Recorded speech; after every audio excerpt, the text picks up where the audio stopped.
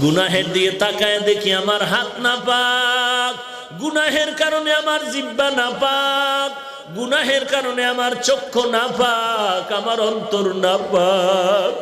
মনে হয় এই ময়দানে আমার মতো জাহান্নামের আসামি আর কেউ নাই।